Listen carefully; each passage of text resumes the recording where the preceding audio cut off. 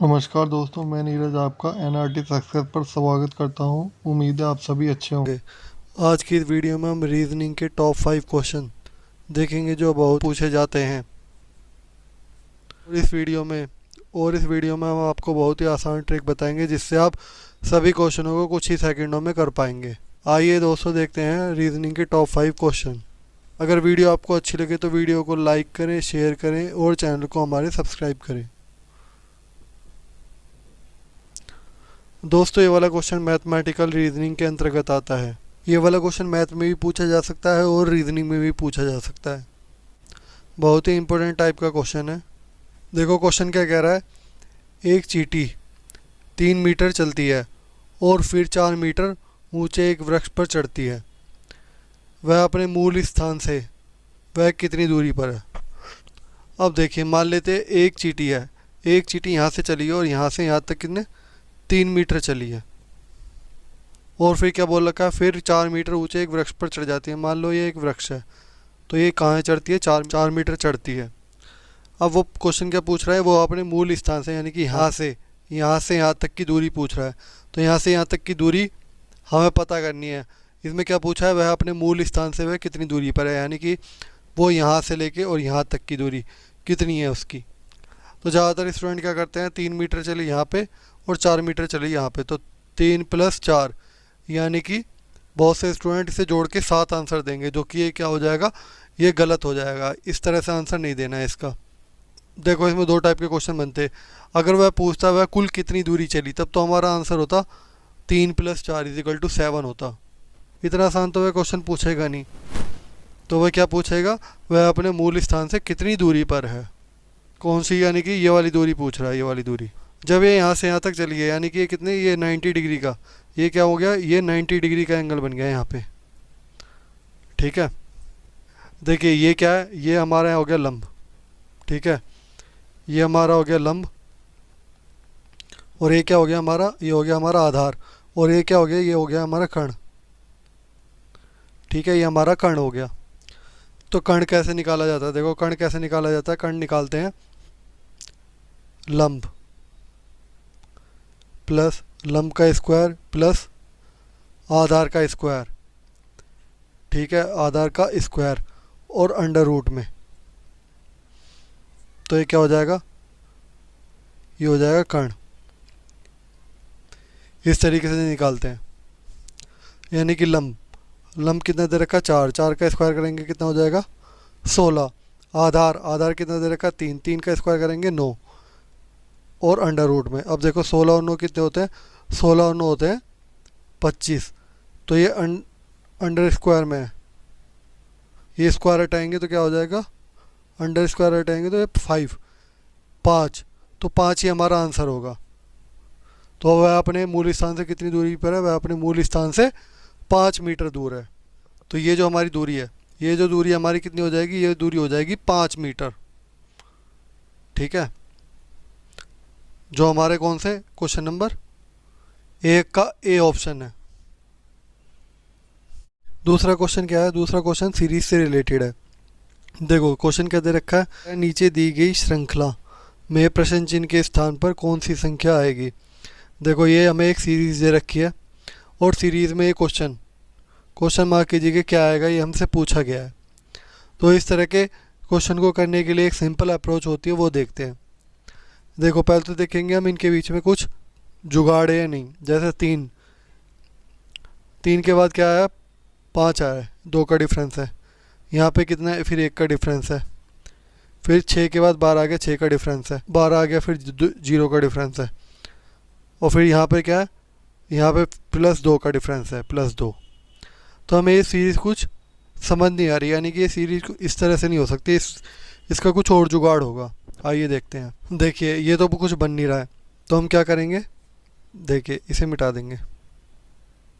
देखिए अब हम क्या करेंगे, एक एक संख्या को छोड़ के देखेंगे। देखो 3 के बाद क्या बोल रखा है, 3 के बाद आ रखा 6, यानी कि 3 का डिफरेंस है। 6 के बाद 12 आ रखा है, फिर 6 का डिफरेंस है। 12 के बाद 24 आ रखा है, 12 का डिफरेंस है। ठीक है, अब देखते हैं ऊपर, देखते हैं। देखो 5 के बाद कितना आ रखा है, 5 के बाद आ रखा है 12, यानी कि 7 का डिफरेंस है। देखिए 5 में 7 जोड़ा 12 आ गया, 12 में 7 जोड़ेंगे, 12 में 7 जोड़ेंगे कितना आ जाएगा, 19 आ जाएगा। यहाँ पे क्या आ जाएगा, 12 में 7 जोड़ेंगे कितना आ जाएगा, 19। फिर 19 में 7 जोड़ेंगे कितना आ जाएगा, 19 में 7 जोड़ेंगे 26। तो हमारी क्या है, सीरीज़ ये पूरी हो गई है। ठीक है, 7 7 जोड़ा जा रहा है, तो हमारी ये सीरीज़ पूरी हो गई है। तो हमारा आंसर क्या हो जाएगा, हमारा आंसर हो जाएगा ए 19।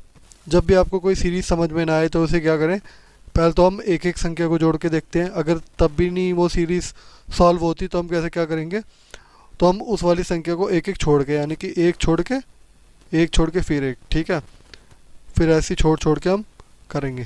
ठीक है, तो इस तरह से हमारी सीरीज़ वो कंप्लीट हो जाएगी। अगर आपको वीडियो अच्छी लग रही है तो वीडियो को लाइक करें, शेयर करें और हमारे चैनल को सब्सक्राइब करें। इस तरह की और भी वीडियो आपको लगातार मिलती रहेंगी। प्रश्न सॉल्व करने से पहले आप क्या कीजिए, वीडियो को पॉज कर दीजिए और पॉज करके आप खुद भी क्वेश्चन को सॉल्व करने की कोशिश कीजिए, जिससे क्या होगा, आपका कॉन्फिडेंस लेवल हाई हो जाएगा और आपको क्वेश्चन अच्छी तरह समझ आएगा।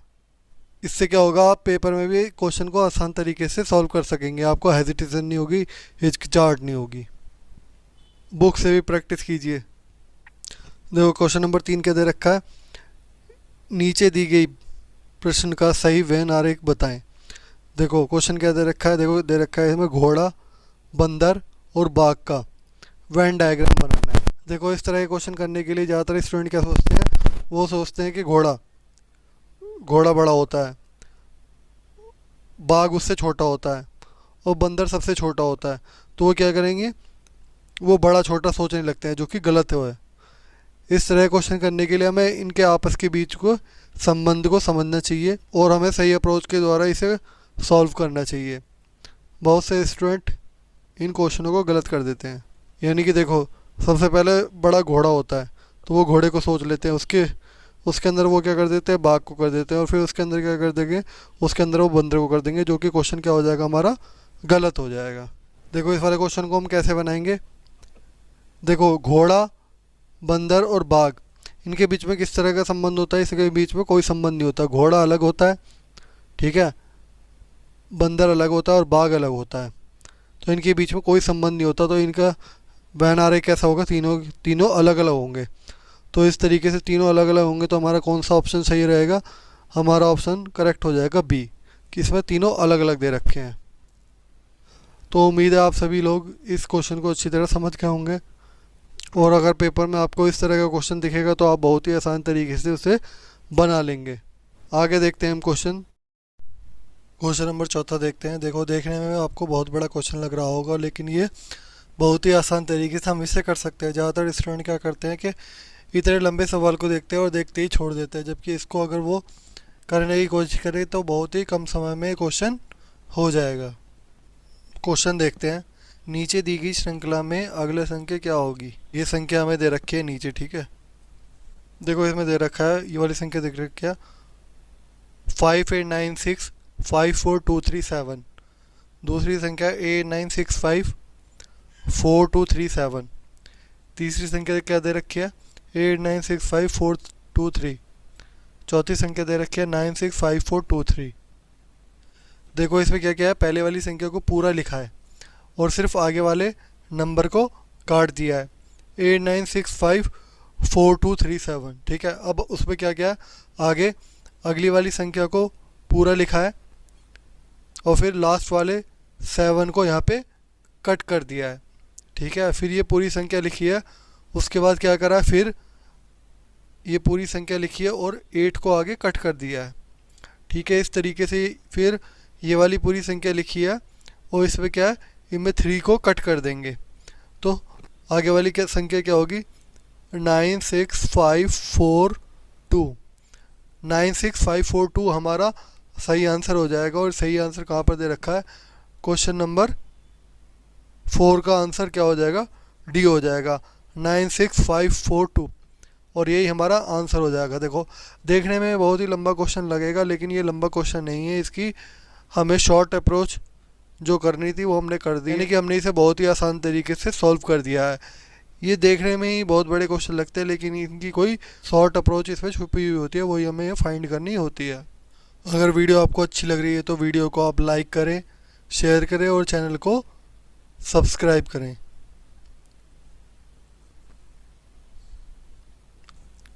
क्वेश्चन नंबर 5, हमें क्या दे रखा है, यदि 30 जनवरी 2013 को गुरुवार रहा हो तो 2 मार्च 2013 को कौन सा दिन था।